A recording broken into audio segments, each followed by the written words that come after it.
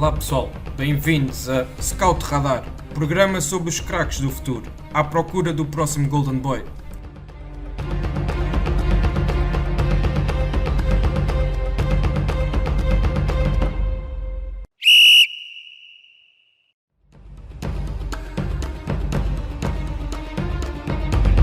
Obrigado por nos terem seguido em mais.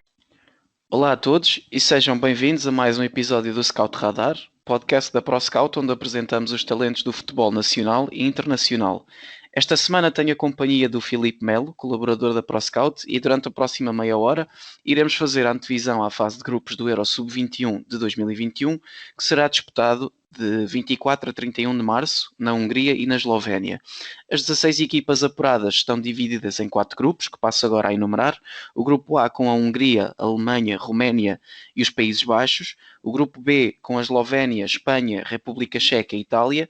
Grupo C com Rússia, Islândia, França e Dinamarca. E por último o grupo D, onde está Portugal, Croácia, Inglaterra e a Suíça.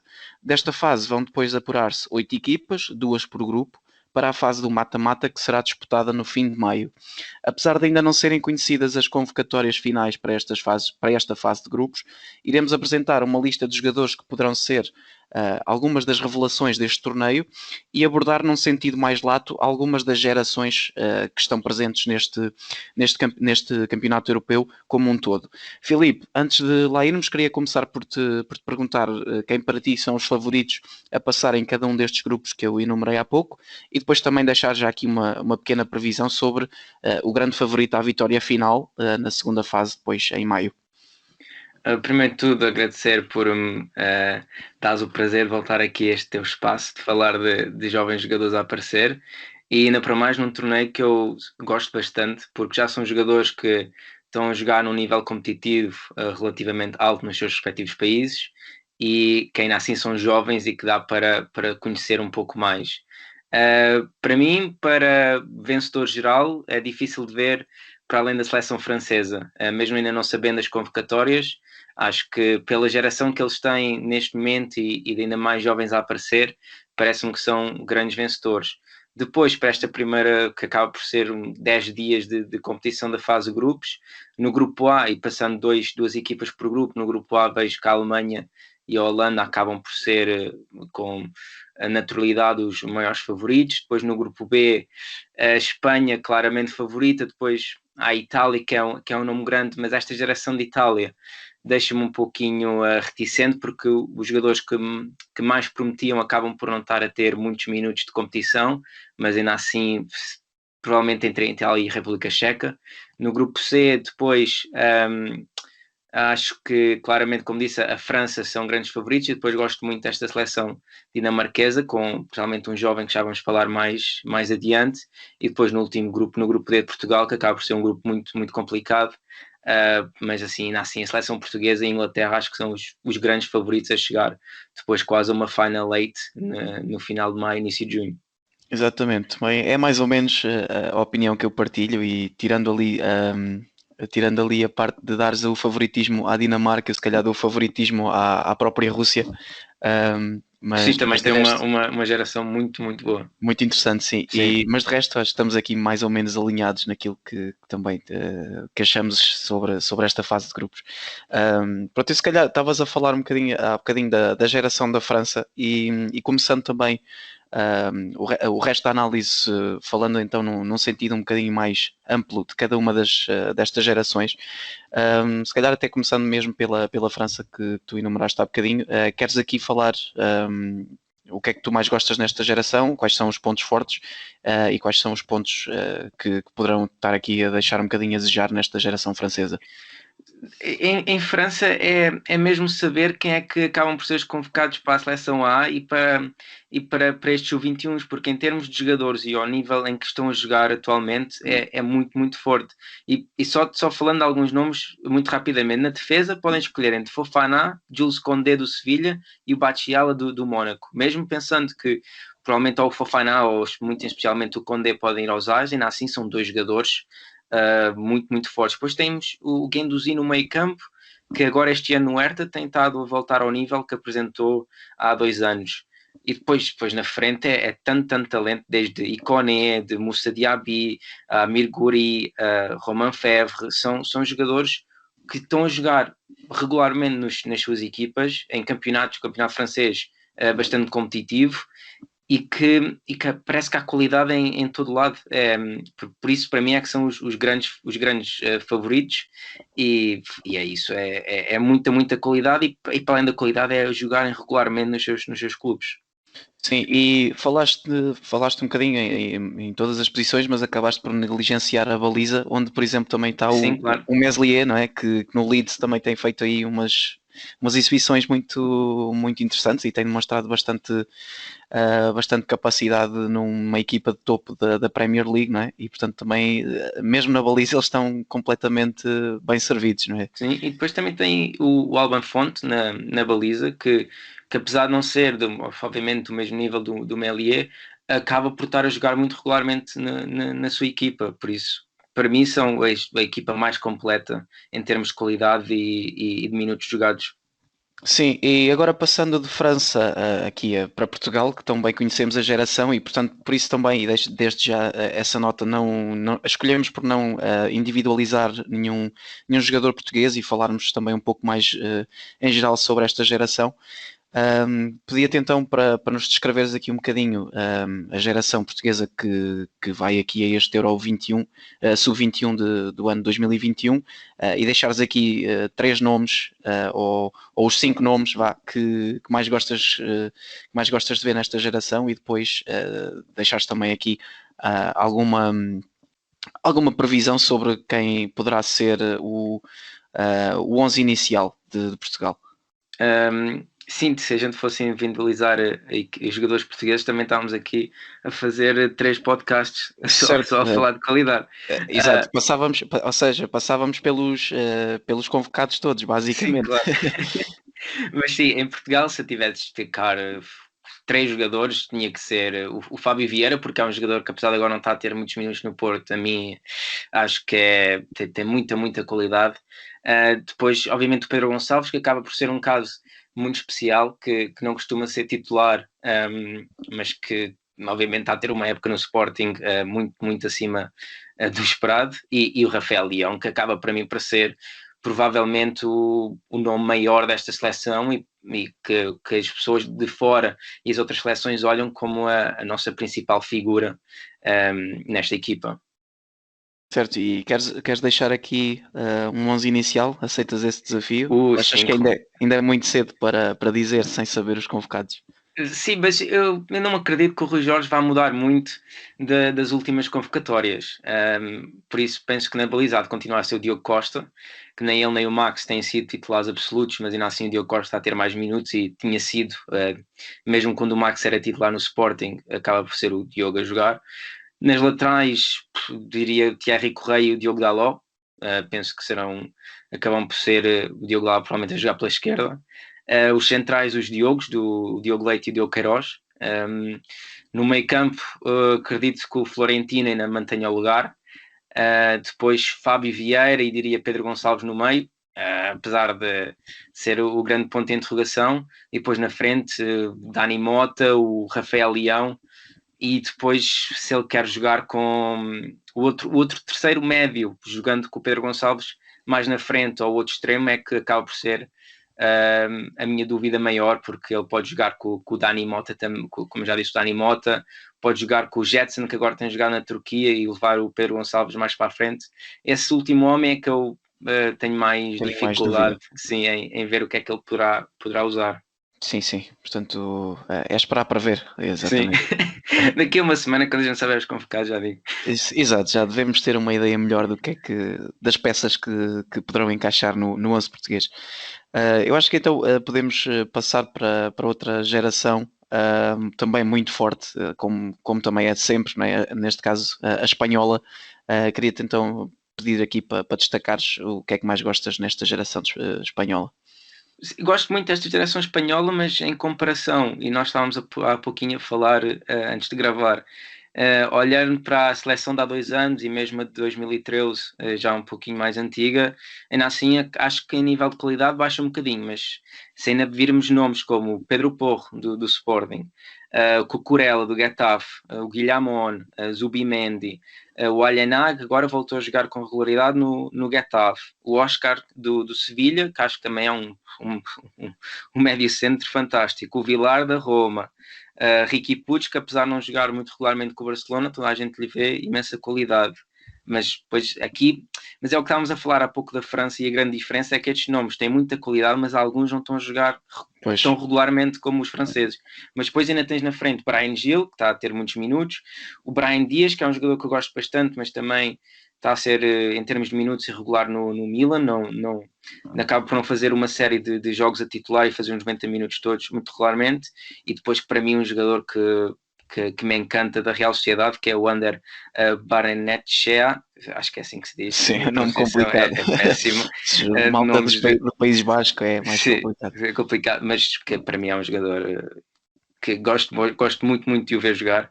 Mas, como te digo, parece-me que em qualidade baixa um bocadinho das outras gerações espanholas, e fundamentalmente há aqui nomes que toda a gente vê qualidade, mas não têm jogado regularmente os 90 minutos, em cima de 90 minutos. Sim, tu falaste no Porro, que joga no Campeonato Português, no Sporting, obviamente, e eu queria também perguntar sobre outro jovem espanhol que joga no Campeonato Português, que é o Abel Ruiz. Se achas que é um jogador que poderá ficar na convocatória final desta geração, e se sim, se até poderá ser uma opção bastante válida para o 11 inicial. O Abel Ruiz, a mim, está-me a surpreender. Se me fizesse essa pergunta há 10 dias atrás, eu diria que não.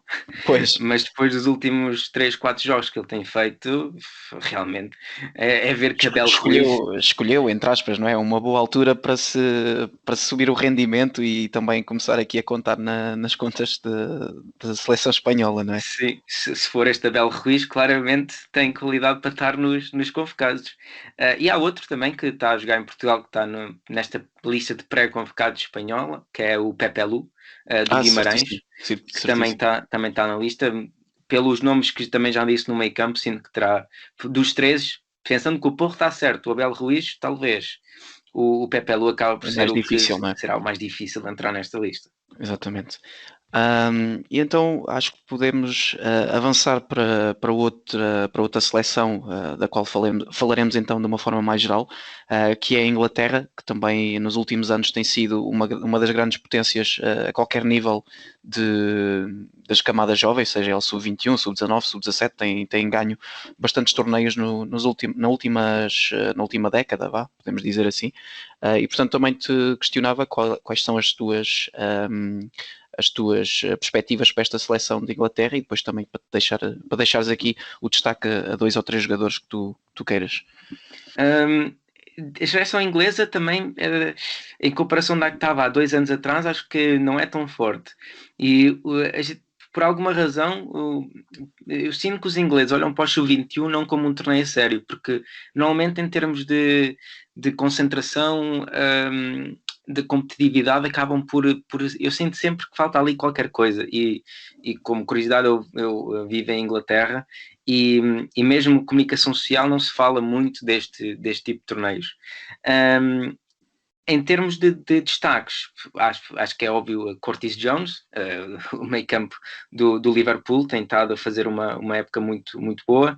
O Hudson-Odoi também, fantástico. Depois gostava de também dar um destaque a um jogador do Burnley, que é o McNeil, um extremo, 21 anos, muito forte fisicamente, e que me parece que também tem qualidade para estar nesta equipa, e será um jogador interessante de seguir, porque eu sinto que há aqui jogadores que já jogam no Liverpool, Chelsea, que olham para este tipo de torneios como uma quase sobraçaria, e um jogador que joga noutro clube acho que pode aproveitar. Aproveita a montra, exatamente. Sim, é muito bem. E depois eu pensei que este jovem tinha já 30 anos, não, 30 anos não é demais, mas pensei que fosse muito mais velho, mas o Tom Davies do Everton só tem 21. Exato. E também pode estar nesta equipa, e é um jogador que sempre gostei bastante de ver, e é outro que pode aproveitar este tipo de torneio como montra para reclamar mais minutos no Everton. Sim, e é curioso que tenhas falado no Dwight McNeil do Burnley e aproveito também para fazer a ponta a um episódio anterior em que fizemos também o destaque de um jogador sub-21 de, um jogador, de alguns jogadores sub-21 da Premier League e o McNeil foi também um dos escolhidos nessa altura e portanto também quem quiser ouvir falar um bocadinho mais em pormenor sobre esse jogador pode ouvir também esse episódio.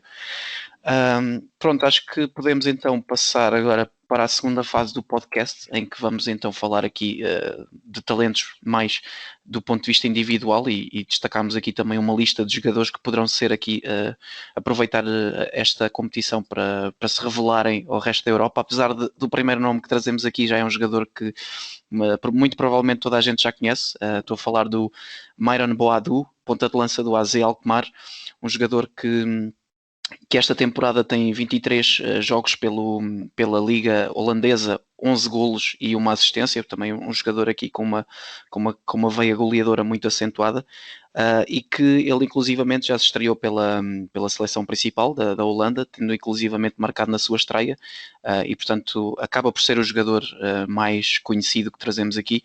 E também, então, se calhar fazemos uma análise um pouco mais curta, para também deixar tempo para um bocadinho mais de destaque aos jogadores mais desconhecidos, e portanto, Filipe, queria-te perguntar o que é que tu gostas de ver no Myron Boadu e o que é que tu gostas mais o que é que tu querias destacar neste jogador? Sim, rapidamente, porque sim, também acho que é um jogador que a maior parte das pessoas já conhecem relativamente bem. Impressiona-me o facto de, como disseste, ele tem 11 golos e 5 são com o pé direito e 6 com o pé esquerdo, ou seja, um jogador que dentro da área funciona bem com os dois pés. Depois de destacar a velocidade, o timing de desmarcação para a idade que tem é muito, muito interessante. Depois, qualidade no drible, a condução de bola em velocidade. Ele nos últimos 2 anos faz 31 gols e se pensarmos que o ano passado a Liga Holandesa foi das que acabou por terminar por causa do Covid, ainda realça mais este fator. Depois, como pontos não tão fortes, o corpo a corpo, ou seja, o momento de físico dele acaba por não ser tão bem usado. Mas é um jogador que também realça também a geração holandesa, que acaba por ser interessante neste torneio. E como disseste, jovem, e vi esta estatística, e não é estatística, é mais uma curiosidade dele, que ele no ano passado acaba por ser o segundo melhor marcador jovem, só atrás do Haaland, o que é logo sinal de muita qualidade. Exatamente, e só a título também de curiosidade, porque eu acho que não o referi, ele é da geração de 2001, portanto já fez os 20 anos, inclusivamente, este ano, obviamente. E outro dado curioso é que ele foi o carrasco da seleção portuguesa no primeiro jogo da qualificação, em que Portugal estava no grupo da Holanda, e numa vitória da Holanda por 4-2 ele marcou 2 golos. Portanto, também aqui um jogador que traz mais memórias à nossa seleção. Posso então passar ao próximo jogador, também já relativamente conhecido, porque também apareceu muito novo a jogar a um nível de Primeira Liga. Estou a falar do Ian Izagi, que é um jogador da Roménia, que atualmente está ligado ao Rangers. Ele já esteve na Fiorentina, esteve no Genk e esteve no Vitor Constância da Roménia, onde acaba por também se estrear. E é um jogador que, apesar desta tenra idade, ele é da geração de 98, ele já leva praticamente 200 jogos de primeiras ligas, portanto um jogador aqui com uma rotação muito, muito interessante para este nível e que esta maturidade e experiência poderá fazer toda a diferença frente a adversários que poderão estar menos preparados. Portanto, Filipe, queria-te pedir então para descreveres o Ian Izagi como jogador e deixares aqui as 2 ou 3 características-chave dele. Sim, é um jogador, como começar logo por dizer, que acaba não é tão bom como o pai. Por isso, o pessoal que acha disso ainda não chega lá. Não, mas mais a sério, é um jogador muito, muito, muito interessante. Ele joga a partir ele é ambidestro, joga com o pé direito e com o pé esquerdo. Ele costuma jogar mais a partir do lado direito, mas não é um extremo, nem pouco se parece. Para mim é muito mais um jogador que gosta de vir para dentro, de atuar nos meios espaços, de ser um organizador de jogo. tem uma visão de jogo muito, muito boa, consegue fazer passos de ruptura, que se chama na estatística agora os key passes também com percentagens muito altas. Como ponto a melhorar, sente-se que às vezes, e melhorou bastante este ano com o Steven Gerrard, especialmente este ano, apesar dele já ter ido para o Rangers, penso que o janeiro já fez metade da época anterior. Por vezes sinto que desaparece os jogos, mas tem melhorado este aspecto. É um jogador que acaba por entender muito bem também o momento defensivo, ou seja, entende bem o espaço em que deve ocupar.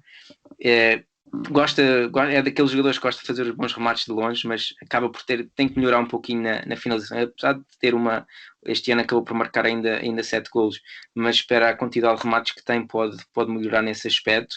E depois é um jogador que já vem com vai ser, se for convocado, e provavelmente será convocado, o segundo europeu de sub-21 que faz, já tem 14 jogos pelos Ás na Roménia, por isso já vem com uma experiência e uma autoridade muito interessante para esta equipa da Roménia.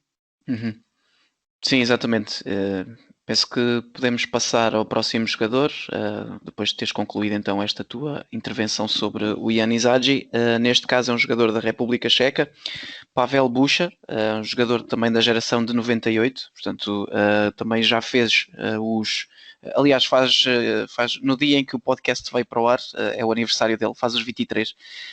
E portanto é um médio centro que joga no Victoria Pleasant e que também é um jogador que eu confesso que não conhecia, e depois também estive a ver algumas das suas ações na preparação aqui do nosso podcast e fiquei bastante agradado com as suas qualidades.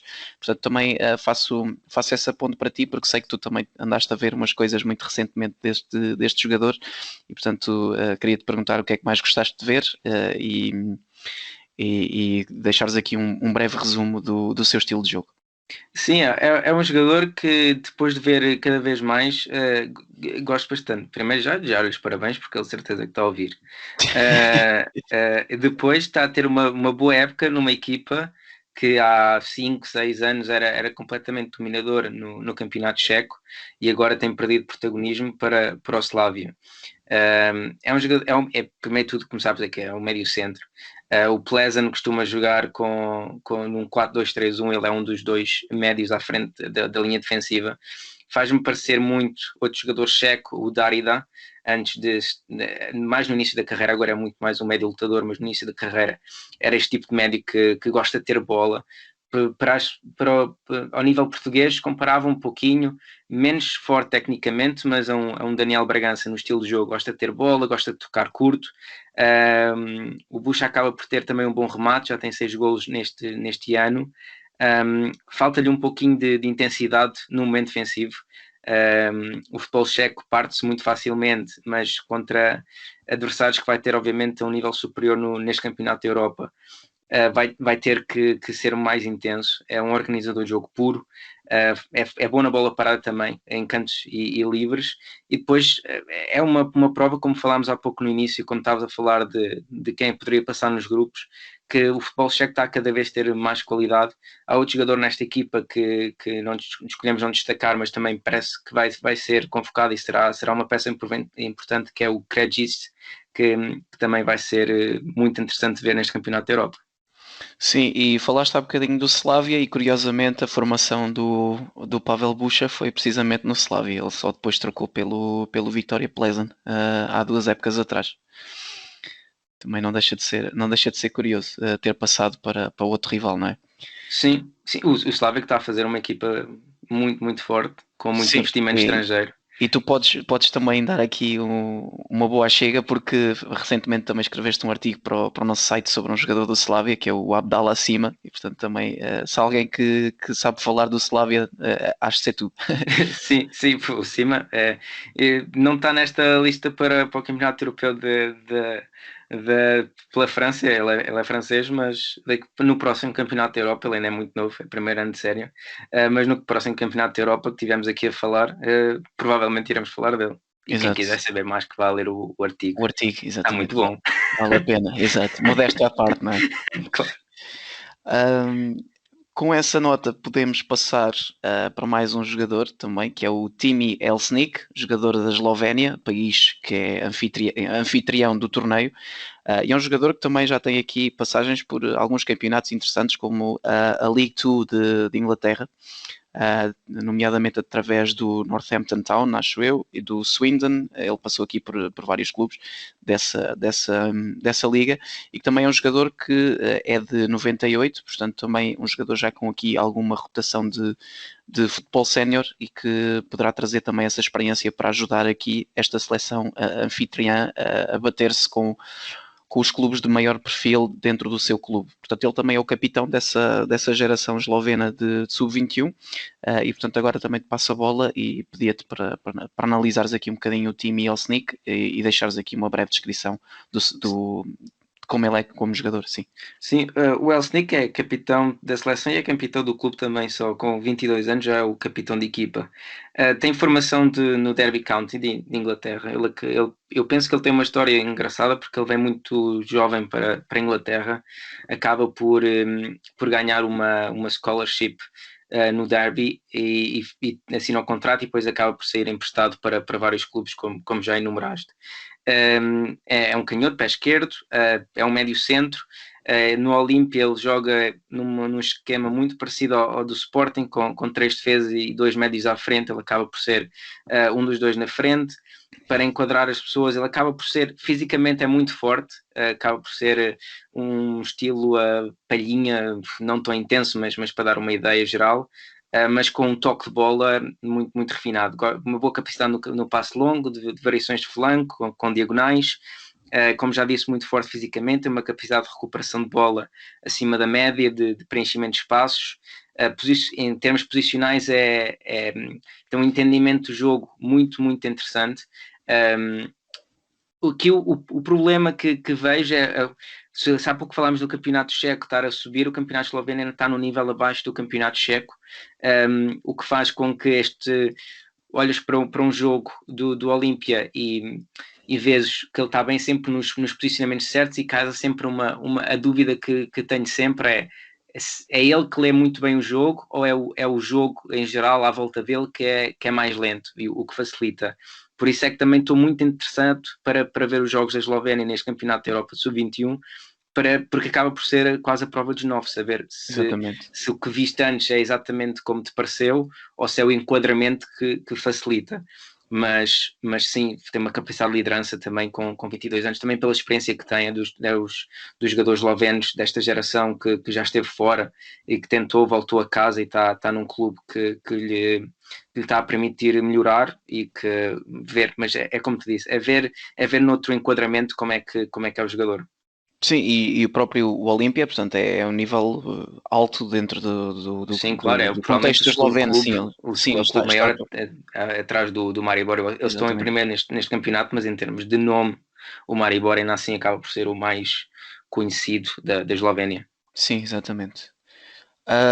Pronto, e há bocadinho também tinhas, quando estavas a dar a tua nota introdutória, tinhas falado da Dinamarca como também uma das possíveis seleções a apurar-se para o mata-mata, e tu até falaste que depois íamos falar de um jogador, e aqui estamos para o fazer. Jesper Lindström, também um médio ofensivo da Dinamarca, geração de 2000, portanto também aqui um bocadinho mais novo do que estes que temos vindo a falar, estes últimos nomes que trazemos, e portanto também é um jogador que também já tem aqui alguma experiência, portanto apesar de ter apenas 21 anos, ele já tem mais de 100 jogos ao nível sénior, e portanto também não deixa de ser, esse número não deixa de ser de assinalar. E portanto passo também a palavra para ti e perguntava-te o que é que mais gostas de ver neste jogador, e depois também dares aqui um breve contexto, porque ele é um jogador que já está avaliado em 6 milhões no Transfermarkt, e se achas que no contexto do Euro Sub-21 a sua cotação pode subir e ter aqui uma transferência no futuro para um campeonato mais competitivo. Sim, em 2 palavras, é que jogador. É muito, muito bom. Como disseste, é um médio ofensivo, pode ser também segundo avançado. Ele, no campeonato da Dinamarca, neste momento, é o 3º melhor marcador e o segundo com mais assistências. Tem 9 gols e 5 assistências. é um jogador versátil porque pode jogar como no centro, como um 10, pode jogar a partir de uma linha também, se jogar perto do ponta, pode jogar como falso 9 também. Faz-me lembrar muito, mesmo fisicamente, de ser um jogador alto, mas muito franzino, faz-me lembrar o Kai Havertz quando começou. Eu não estou a dizer que está no nível do Kai Havertz, mas faz-me lembrar muito fisicamente e o estilo de jogador que é. Tem uma noção de espaço e do que se passa à volta dele muito, muito boa. Consegue criar, mesmo em áreas curtas, mesmo dentro da área, consegue criar espaço para ele e para os outros com movimentos de arrastamento. Como disse no início, pode jogar de costas para a baliza e libertar bem os médios que venham de trás, ou mesmo os extremos, se jogarem mais por dentro. Tem uma boa capacidade de remate. Primeira vez que eu fiz jogar, já não sei quando é que foi, se foi há 2 anos, que o Brondby jogou com o Braga. E lembro-me dele para a Liga Europa. Drible curto, também muito forte, acaba por ter uma grande capacidade técnica de manter a bola. Para mim é o melhor como um segundo avançado, se tivesse um avançado mais puro na frente e que ele tivesse livre por jogar por trás e de arranjar espaço, mas sim, para mim, a seguir este europeu, ou se a Dinamarca tiver a performance que as pessoas esperam, acredito que a cotação dele pode subir bastante. Também na Dinamarca há outro jogador que a gente pensa, falei contigo noutro podcast, que é o Mikkel Damsgaard. Sim, o Damsgaard. E que tem uma geração também muito, muito interessante. Sim, falámos por altura do podcast da Série A italiana, salvo erro. Sim, acho que foi um que referimos jogadores jovens que estavam a aparecer em Itália, mas também em França, exatamente. Porque falámos do Sven Botman. Também sim, exatamente, foi isso mesmo, exatamente. Sim, eu sabia a ligação à Itália, mas não me recordava ao certo, exatamente. Sim. Ok, podemos passar para o próximo nome. Este também tem um nome um bocadinho complicado, espero não estar aqui a chamá-lo de nenhum nome esquisito. Josko Gvardiol, jogador do Dinamo Zagreb, portanto também do Dinamo Zagreb e da seleção da Croácia, ele que já tem também tudo tratado para a sua transferência para o Leipzig, exatamente. E portanto também um jogador que quem está atento a estes círculos do scouting e a jogadores que vão aparecendo em campeonatos mais periféricos da Europa também certamente já ouviu falar. Um defesa central com um potencial brutal e portanto faço disto a minha ponte para passar a palavra para ti e perguntar-te o que é que tu mais gostas de ver e quais são os pontos que ele tem que melhorar para depois da chegada ao Leipzig conseguir se estabelecer no campeonato alemão. Sim, já é um daqueles nomes que, apesar de ser muito jovem, já se começou a ouvir falar dele há 2 ou 3 anos, ainda muito, muito novo, num torneio que a UEFA realizou, em que ele foi destaque, acho que na altura de sub-16 ou sub-17. Como disseste, já tem uma transferência certa para o Leipzig.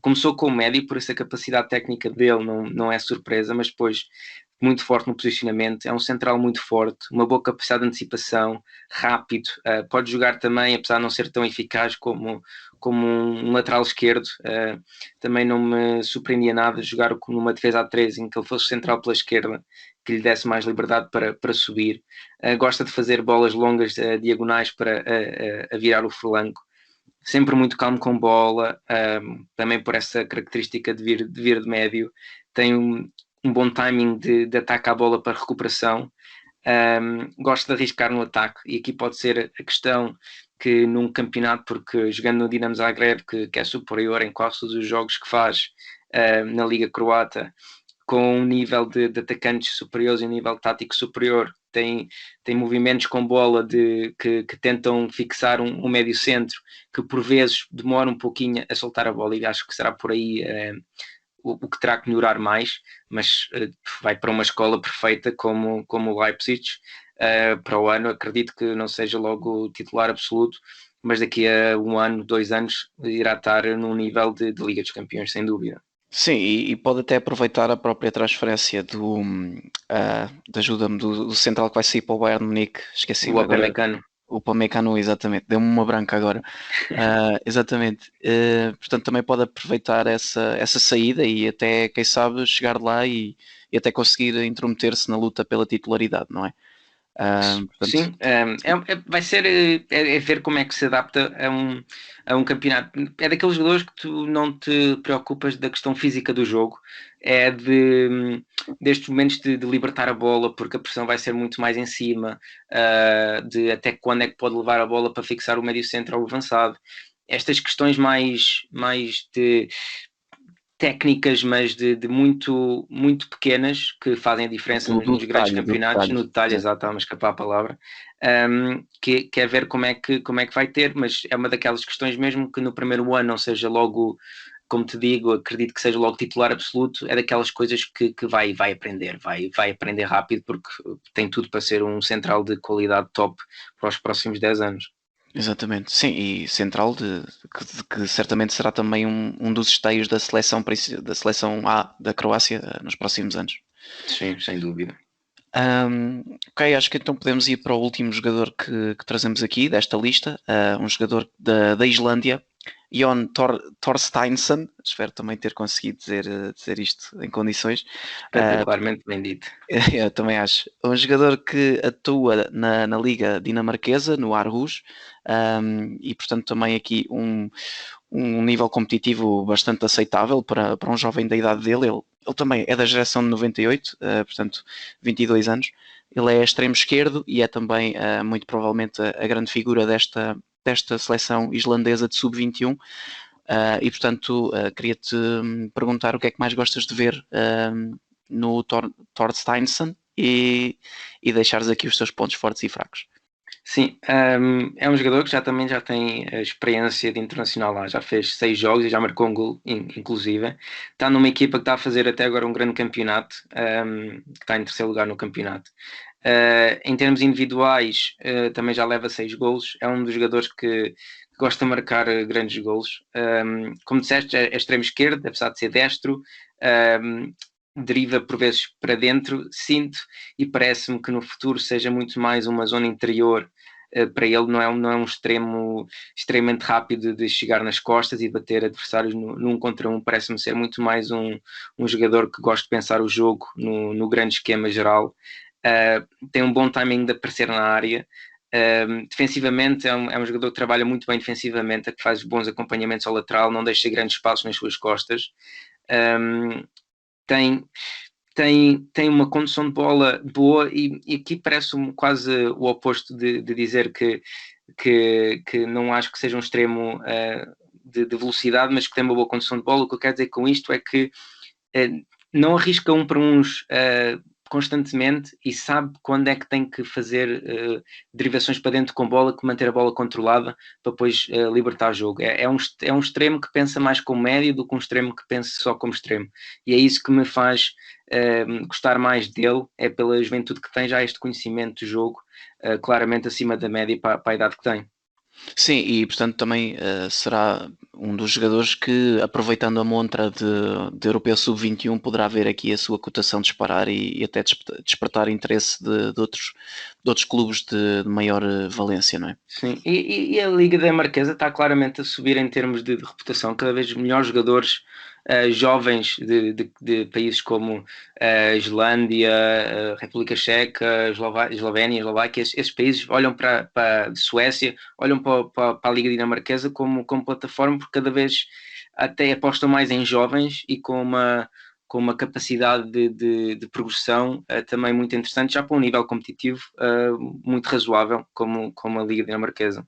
Sim, e tens até o caso do Nordsjælland, não é? Que acho que é a equipa que tem a média de idades à volta do 11 titular à volta dos 21 anos, que é, eu lembro-me de ver um dado sobre isso, acho que era a equipa da Europa que tinha a média mais baixa de idades do 11 inicial e portanto também demonstra aí a grande aposta que é feita nesse país na formação e no lançamento de jovens valores. E depois falaste também dos vários países e há o caso particular do Midtjylland, que também tem ido buscar muito talento a vários países africanos e que também tem potenciado e o scouting dessa maneira e que também tem tido bastante bom proveito dos jogadores que vai recrutando. Sim, a Islândia também tem mais um jovem de só 17 anos que já foi convocado para as seleções sub-21.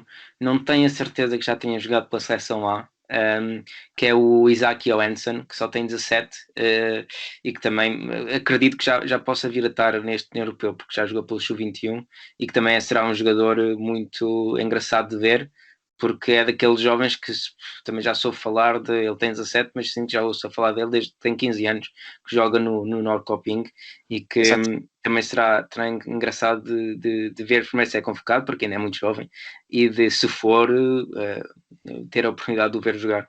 Sim, e falei dele com o Miguel Palma na última edição do Scout Radar, portanto também fica essa nota, quem quiser ouvir falar mais um bocadinho em detalhe sobre esses jogadores, tem também essa oportunidade.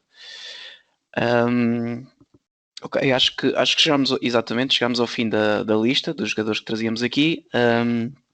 Filipe, não sei se queres aqui deixar alguma nota final antes de terminarmos o podcast.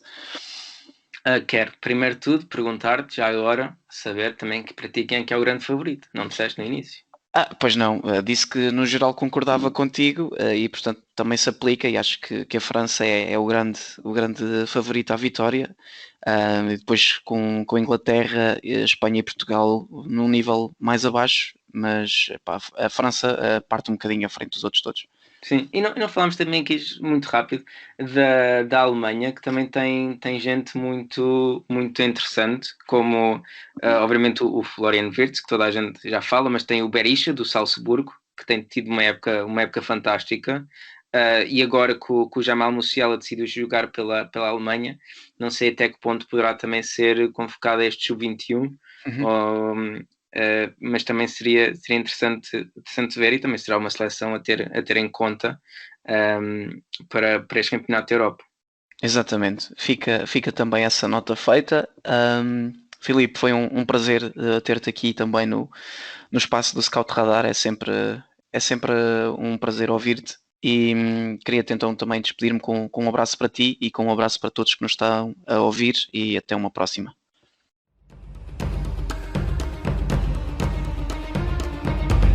Obrigado por nos terem seguido em mais um episódio. Sigam o ProScout nas redes sociais em Facebook, Twitter, Instagram, YouTube e principalmente no nosso site em www.proscout.pt. Até à próxima!